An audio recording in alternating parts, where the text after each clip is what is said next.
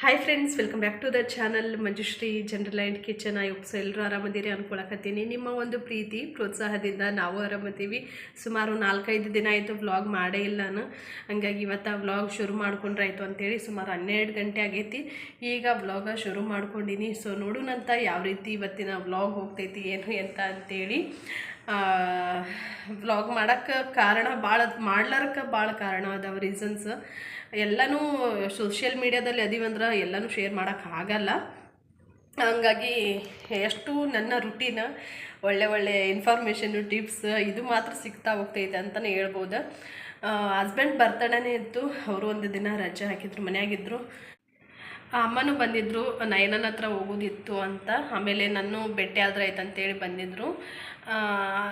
ಇನ್ನೊಂದೇನಂದ್ರೆ ಎಲ್ಲಿಗೆ ಹೋಗಲಿ ಅಥವಾ ಯಾರಾದರೂ ಮನೆಗೆ ಗೆಸ್ಟ್ ಬಂದಾಗ ಆಗಲಿ ಮೊಬೈಲ್ ತೊಗೊಂಡು ವ್ಲಾಗ್ ಮಾಡ್ಕೊತ ನಿಂತ್ಬಿಟ್ರೆ ಅವರಿಗೆ ಡಿಸ್ಟರ್ಬ್ ಆಗ್ತೈತಿ, ಅನ್ಕಂಫರ್ಟೇಬಲ್ ಆಗ್ತೈತಿ.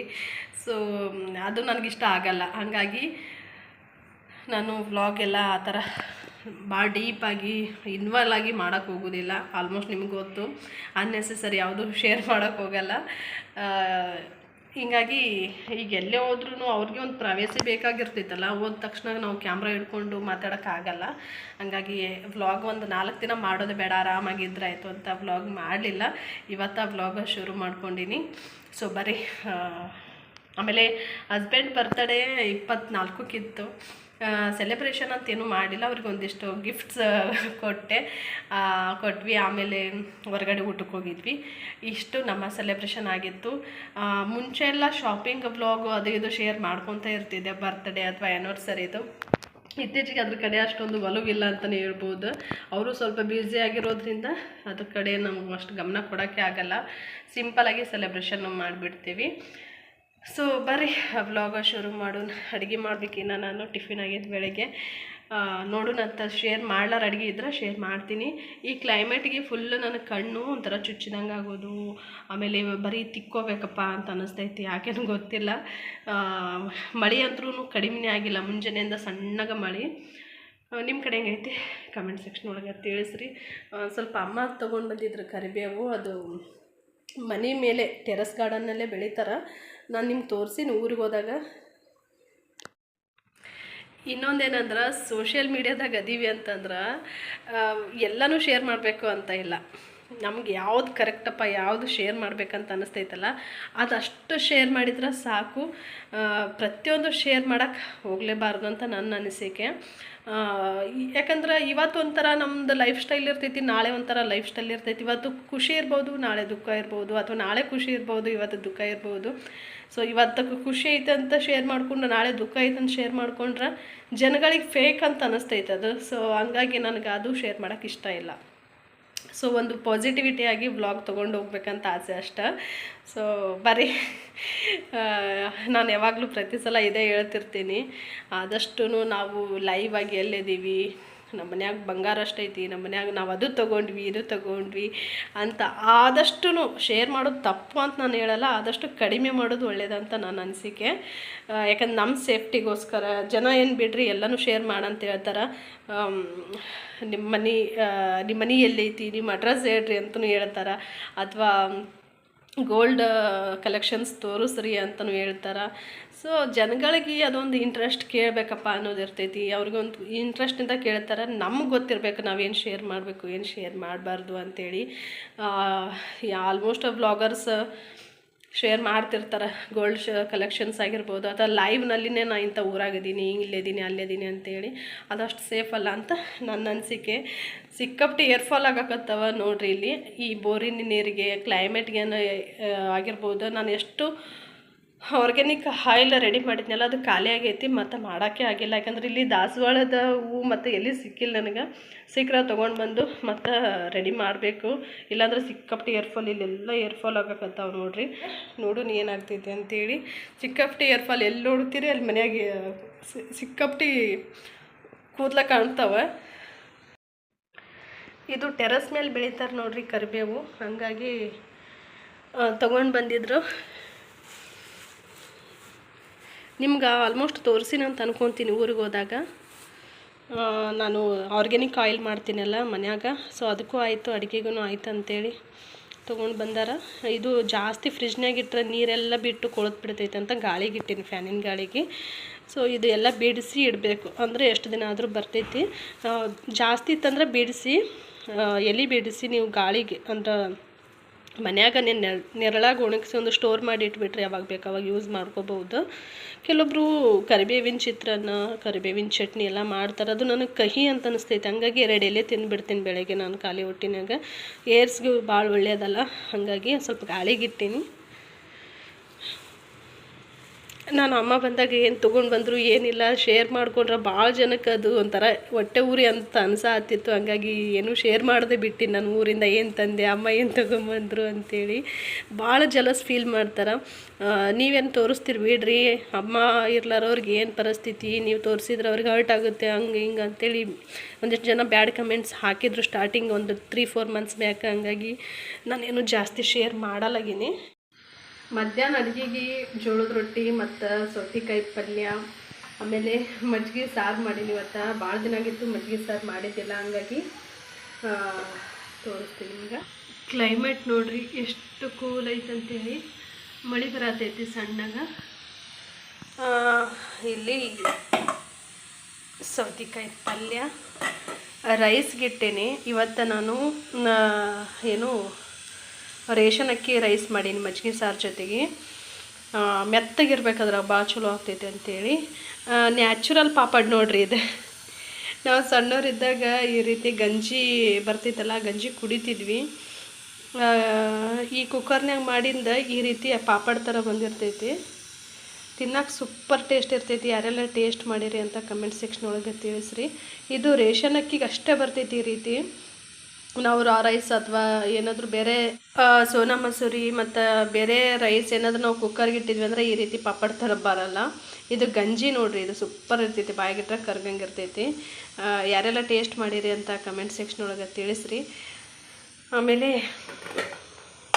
ಇದು ಮಜ್ಜಿಗೆ ಸಾರು ಹಸಿಮೆಣ್ಸಿನ್ಕಾಯಿ ಇಲ್ಲ, ಹಂಗಾಗಿ ಸ್ವಲ್ಪ ಒಣ ಖಾರ ಹಾಕಿ ಮಾಡಿಟ್ಟೀನಿ. ಒಂದು ಸ್ವಲ್ಪ ನಾಷ್ಟ ಮಾಡಿದ ಪಾತ್ರೆ ಎಲ್ಲ ಇದು ತೊಳೆದೀನಿ. ಇನ್ನೇನು ರೊಟ್ಟಿ ಬಿಸಿದು ಮಾಡ್ಬೇಕಂತೇಳಿ, ಯಾಕೋ ಬಿಸಿ ರೊಟ್ಟಿ ಊಟ ಮಾಡ್ಬೇಕನ್ಸಾತೈತಿ, ಹಂಗಾಗಿ ಹಿಟ್ಟೆಲ್ಲ ಸೋಸಿಟ್ಟಿನಿ. ಹಸ್ಬೆಂಡ್ ಬಂದ ಮೇಲೇ ಮಾಡಿದ್ರಾಯ್ತು ಅಂಥೇಳಿ. ಇನ್ನು ರೊಟ್ಟಿ ಮಾಡಿಲ್ಲ, ಡೈಲಿ ಮಾಡಿಟ್ಬಿಡ್ತೀನಿ. ಅದು ಎಲ್ಲ ತಣ್ಣಗಾಗಿರ್ತಾವಲ್ಲ, ಹಂಗಾಗಿ ಬಿಸಿ ಬಿಸಿ ತಿನ್ನಬೇಕು ಅಂಥೇಳಿ. ಅವ್ರು ಬಂದಮೇಲೆ ಬಿಸಿ ರೊಟ್ಟಿ ಮಾಡ್ತೀನಿ.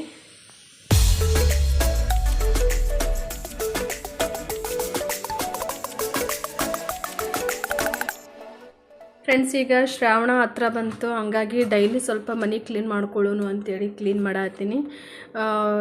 ರೀಸೆಂಟಾಗಿ ಬಂದೀವಿ, ಅಷ್ಟೇನು ಗಲೀಜು ಆಗಿಲ್ಲ. ಬಟ್ ಮುಂಚೆ ಇರೋರು ಸಿಕ್ಕಾಪಟ್ಟಿ ಗಲೀಜು ಮಾಡಿಬಿಟ್ಟಾರೆ, ಹಂಗಾಗಿ ನನಗೆ ಎಷ್ಟು ಸಾಧ್ಯನೋ ನಾನು ಅಷ್ಟು ಕ್ಲೀನ್ ಮಾಡ್ಕೊಳತ್ತೀನಿ. ಈ ಒಂದು ಸೈಡ್ ಕ್ಲೀನ್ ಆಯ್ತು. ಈಗ ಎಲ್ಲನೂ ಇಲ್ಲಿ ನೋಡ್ರಿ ಡಬ್ಬಿಗಳು ಹೆಂಗಿಟ್ಟಿನಿ ಅಂತೇಳಿ ಇದೆಲ್ಲ ಒರೆಸಿ ಜೋಡಿಸಿಡ್ತೀನಿ. ನಾನು ಇನ್ನೊಂದೇನಂದ್ರೆ ಎಲ್ಲ ಹಬ್ಬ ಬಂದಾಗ ಅದೆಲ್ಲ ಕ್ಲೀನ್ ಮಾಡ್ಕೋದು ಕಡಿಮೆ. ಡೈಲಿ ಯಾವ್ಯಾವ ಖಾಲಿ ಆಗ್ತಾವಲ್ಲ, ಸೊ ಆ ಡಬ್ಬಿಗಳನ್ನು ತೊಳೆದಿಟ್ಬಿಡ್ತೀನಿ. ಹಿಂಗಾಗಿ ನನಗೆ ಈಸಿ ಆಗ್ತೈತಿ, ಒಂದೇ ಸಲ ತೊಳೆಯೋಕೆ ಹೋಗೋದಿಲ್ಲ. ಈಗ ಇದೆಲ್ಲ ಒರೆಸಿನಿ, ಇದೇನು ಗ್ಯಾಸಿನ ಕಟ್ಟಿ ಕೆಳಗೆ ಶೆಲ್ಪ. ಈಗ ಇದೆಲ್ಲ ಡಬ್ಬಿಗಳನ್ನು ಒರೆಸಿ ಆನಂತರ ಜೋಡಿಸಿಟ್ಟು ಆಮೇಲೆ ಸಿಗ್ತೀನಿ ಅಂತ ನಿಮ್ಗೆ. ಇನ್ನೊಂದು ನೋಡಿರಿ, ಇದು ಮ್ಯಾಗಿ ಇತ್ತೀಚಿಗೆ ಫೇವ್ರೇಟ್ ಆಗಿತ್ತು ಅಂತಲೇ ಹೇಳ್ಬೋದು ನನಗೆ. ನೂಡಲ್ಸ್, ಯಾಕಂದರೆ ಇದು ಗೋಧಿ ಹಿಟ್ಟಿನಿಂದ ಮಾಡ್ಯಾರ, ಮೈದಾ ಯೂಸ್ ಮಾಡಿಲ್ಲ. ಆಮೇಲೆ ಆಫರೂ ನಡೆದಾವೆ ಈಗ ವಿಶಾಲ್ದೊಳಗೆ. ನಾವು ಜಾಸ್ತಿ ನಿಮ್ಗೆ ಆಲ್ಮೋಸ್ಟ್ ಭಾಳ ಸಲ ಹೇಳಿದ್ದು ನಾನು, ವಿಶಾಲ್ ಮೆಗಾಮಾರ್ಟ್ ಒಳಗೆ ಯಾವುದೇ ಒಂದು ವಸ್ತು ತೊಗೊಳಕ್ಕೂ ಭಾಳ ಖುಷಿ ಆಗ್ತೈತಿ. ಅದು ಆಫರ್ಸ್ ಜಾಸ್ತಿ ಇಡ್ತಿರ್ತಾರಲ್ಲ, ಹಂಗಾಗಿ ಇಷ್ಟ ಆಗ್ತಿರ್ತೈತಿ. ಭಾಳ ದಿನದ ಮ್ಯಾಗ ಹೋಗಿದ್ದೆ ನಾನು, ಹಂಗಾಗಿ ತೊಗೊಂಡು ಬಂದೆ. ಒಂದು 3 ತೊಗೊಂಡು ಬಂದಿದ್ದೆ, ಬೈ 1 get 2 ಅಂತ ಇತ್ತು. ಹಂಗಾಗಿ ಮನೆ ಕ್ಲೀನ್ ಮಾಡೋ ವಿಷಯ ಬಂತಂದ್ರೆ ಮೊದಲು ನಾವು ಕಿಚನ್ ಆಯ್ಕೆ ಮಾಡ್ಕೋತೀವಿ. ಯಾಕಂದ್ರೆ ಅಡುಗೆ ಮನೆಯಲ್ಲೇ ಜಾಸ್ತಿ ಸಾಮಾನುಗಳಿರ್ತವೆ. ಸೊ ಹಂಗಾಗಿ ಅದು ಅಡುಗೆ ಮನೆ ಒಂದು ಕ್ಲೀನಿಂಗ್ ಆಗಿಬಿಡ್ತು ಅಂತಂದ್ರೆ ನೆಕ್ಸ್ಟ್ ಹಾಲ್, ಬೆಡ್ರೂಮ್ ಅವೆಲ್ಲನೂ ಆಟೋಮೆಟಿಕ್ 1 day ಒಳಗೆ ಕ್ಲೀನ್ ಆಗಿಬಿಡ್ತಾವೆ. ಮೇನ್ ಕಿಚನ್ದ ಜಾಸ್ತಿ ಕೆಲಸ ಇರ್ತೈತೆ ನೋಡ್ರಿ. ಸೊ ಹಂಗಾಗಿ ನಾನು ಕಿಚನ್ ಕ್ಲೀನ್ ಮಾಡತ್ತೀನಿ. ಈಗ ಏನಂತಂದ್ರೆ ಮನೆ ಕ್ಲೀನಿಂಗ್ ಏನಾರು ನಿಂತೀವಿ ಅಂದ್ರೆ ಟೈಮ್ ಮುಗಿದ್ದೇ ಗೊತ್ತಾಗಲ್ಲ. ಹಂಗಾಗಿ ಹಸ್ಬೆಂಡ್ ಆಫೀಸ್ಗೆ ಊಟ ಮಾಡಿ ಹೋದ್ಮೇಲೆ ನಾನು ಕಿಚನ್ ಕ್ಲೀನಿಂಗ್ ಎಷ್ಟಾಗುತ್ತೋ ಅಷ್ಟು ಮಾಡ್ಕೊಂಡ್ರೆ ಆಯಿತು ಅಂತ. ಈಗ ಕಿಚನ್ ಒಂದೆರಡು ಶೆಲ್ಫ್ ಅಷ್ಟೇ ಕ್ಲೀನ್ ಮಾಡೀನಿ. ಮತ್ತು ನಾಳೆ ಟೈಲ್ಸು ಆಮೇಲೆ ಕಿಟಕಿ ಅವೆಲ್ಲನೂ ವಾಶ್ ಮಾಡಬೇಕು. ಆಯಿಲ್ ಇರುತ್ತಲ್ಲ ಜಾಸ್ತಿ, ಏನಂದ್ರೆ ಅಡುಗೆ ಮಾಡೋದು ಟೈಲ್ಸ್ ಮೇಲೆ ಕುಂತ್ಬಿಟ್ಟಿರುತ್ತೆ. ಹಂಗಾಗಿ ಅದಿಷ್ಟು ಕ್ಲೀನ್ ಮಾಡ್ಕೋಬೇಕಂತ ಅಂದ್ಕೊಂಡೀನಿ. ನಾಳೆ ಡೀಪ್ ಕ್ಲೀನ್ ಅಂತೇನೂ ಇಲ್ಲ, ನಾನು ಅವಾಗವಾಗ ಮಾಡ್ತಿರ್ತೀನಲ್ಲ, ಹಾಗಾಗಿ ಸುಮ್ಮನೆ ಹಂಗೆ ಒಂದು ಸ್ವಲ್ಪ ಹಸಿ ಬಟ್ಟೆ ಮಾಡಿ ಒರೆಸಿದ್ರೆ ಆಯ್ತು ಅಂತ ಅಂದ್ಕೊಂಡೀನಿ. ಸೊ ನೋಡ್ತೀನಿ, ಸಾಧ್ಯ ಆದರೆ ನಿಮ್ಮ ಜೊತೆಗೆ ಶೇರ್ ಮಾಡ್ತೀನಿ ಅಂತ. ಹೋಮ್ ಟೂರು ಮಾಡಿರಿ ಅಂತ ಹೇಳಿರಿ, ಯಾವಾಗ ಮಾಡ್ತೀನಿನೋ ಗೊತ್ತಿಲ್ಲ. ಒಟ್ಟಿನಲ್ಲಿ ಹೋಮ್ ಟೂರು ಮಾಡ್ತೀನಿ. ನಾನು ಸ್ವಲ್ಪ ಯೂಟ್ಯೂಬದೇನು ಪ್ರಾಬ್ಲಮ್ ಆಗಿತ್ತಲ್ಲ, ಅದು ಈ ತಿಂಗಳ ಸಾಲ್ವ್ ಆಗತ್ತೈತೆ ಅಂತ ಅಂದ್ಕೊಂಡಿನಿ. ಆದರೆ ಖಂಡಿತ ಮಾಡ್ತೀನಿ. ನಿಮ್ಗೆ ಆಗಲೇ ಹೇಳಿದಂಗೆ ಹಸ್ಬೆಂಡ್ ಬರ್ತಡೇ ಇತ್ತು. ಪ್ರತಿ ವರ್ಷ ಅವ್ರಿಗೆ ನಾನು ಡ್ರೆಸ್ ಕೊಡಿಸ್ತಿದ್ದೆ, ಇಲ್ಲಾಂದ್ರೆ ಡ್ರೆಸ್ ತೊಗೊಳ್ರಿ ಅಂಥೇಳಿ ಅಮೌಂಟ್ ಕೊಟ್ಬಿಡ್ತಿದ್ದೆ. ಈ ಸಲ ನನಗೆ ತೊಗೊಳಕ್ಕಾಗಲಿಲ್ಲ. ಹಂಗಾಗಿ ಒಂದು ಕಡಿಮೆ ಬಜೆಟಲ್ಲಿನೇ ಒಂದು ಗಿಫ್ಟ್ ನಾನು ಕಸ್ಟಮೈಸ್ ಮಾಡಿಸೀನಿ. ಬಂತು ಬರ್ತಡೇ ದಿನವೇ ಬೆಳಗ್ಗೆ ಒಂದು 12 ಗಂಟೆಗೆ ಹಂಗೆಲ್ಲ ಬಂದುಬಿಡ್ತು. ಖುಷಿ ಆಯಿತು, ಎಲ್ಲಿ ಬರ್ತೈತೋ ಇಲ್ಲೋ ಅಂದ್ಕೊಂಡ್ಬಿಟ್ಟಿದ್ದೆ. ಗುಜರಾತಿಂದ ಬರೋದಿತ್ತು.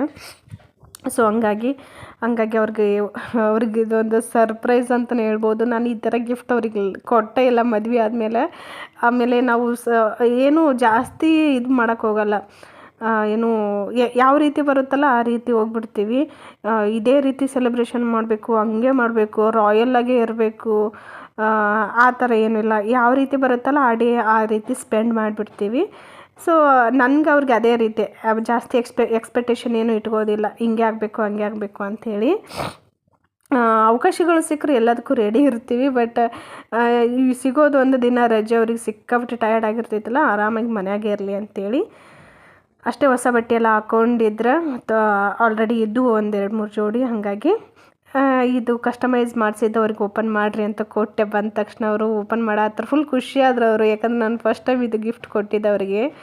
ಫಸ್ಟ್ ಟೈಮ್ ಇಂಥದ್ದು ಕೊಟ್ಟಿದ್ದೆ ನಾನು ಗಿಫ್ಟ್. ಪ್ರತಿ ವರ್ಷ ಬೇರೆ ಬಟ್ಟೆನೇ ಆಗ್ತಿತ್ತು, ಈ ವರ್ಷ ಡಿಫ್ರೆಂಟ್ ಇರಲಿ ಅಂತ ಕೊಟ್ಟೆ. ಕರೆಂಟ್ ಹೋಗ್ಯಾವ, ಸುಮ್ಮ ಕುಂಡ್ರಬಾರ್ದ. ಹಾಂ, ಅಪ್ರೂಪ ಬಾಂಡೆ ತಿಕ್ಕಾಕ ಪಾತ್ರೆ ತಿಕ್ಕಾಕ ನಾನು ಬರ್ತೀನಿ. ಮತ್ತೆ ಅಪ್ರೂಪನ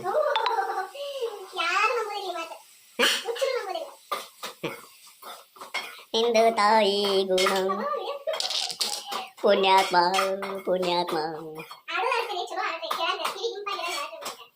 ನಾ ಏನು SP ಬಾಲಸುಬ್ರಹ್ಮಣ್ಯನ